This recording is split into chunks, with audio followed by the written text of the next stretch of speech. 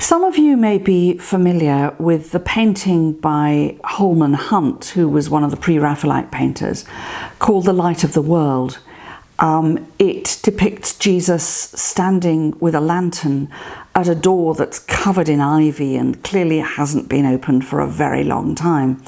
And he's knocking at the door. It goes with the reference from the book of Revelation, "Behold, I stand at the door and knock. If anyone opens to me, I will come in and sit with him and or her and have supper." Basically, come in and make myself at home.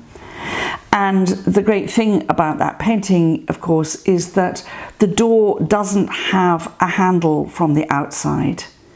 Jesus has to stand there knocking until the person on the inside of the door decides to open. Our Psalms talk about placing all our trust in Him.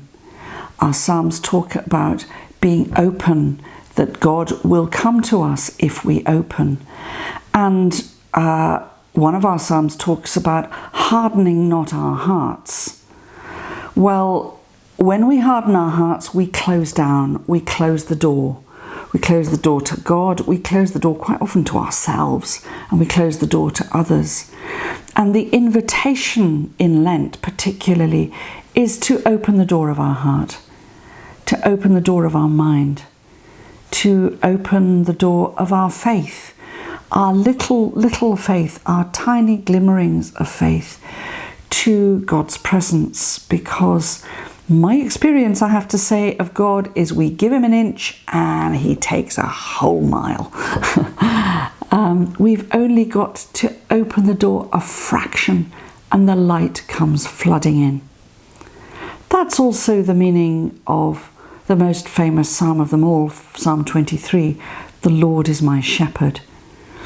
I shall not want. He leads me by paths to living water. He leads me to green pastures."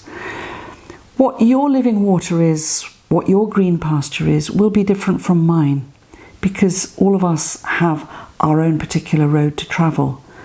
And in the same way, the psalm talks about walking through the valley of the shadow of death. Your valley, my valley, will be different ones. And they may be the same valley that we revisit over and over again. Or it may be a very particular valley, a historically particular valley that you're walking through right now in your life. Whatever it is, we are promised that God's crook and staff will be with us, that we will be led, that we will never be alone, and that we will be fed and nourished and watered in all our needs. Our needs will be met.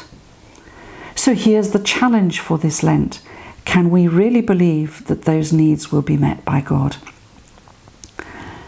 The second book I wrote during lockdown was called Dancing at the Still Point, Retreat Practices for Busy Lives.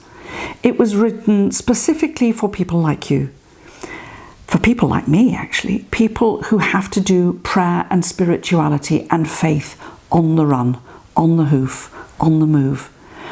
People who haven't got hours to spend in beautiful churches wafting through lovely contemplative thoughts, but people who have to contemplate on the spot. So it's inviting us to open not only our hearts but our senses, to be aware. I'm looking out of a window at a fabulously crystal clear blue sky on an amazingly sunny day. And I know that it's nearly midday now, and I haven't yet walked outside and just stood for a couple of seconds to breathe in the air, the oxygen, to look at the sky, to realize that spring is already sprouting in the garden. Once I finish that, I'm going to go out into the garden and do that just for a couple of minutes, because that's energy, that's life-giving.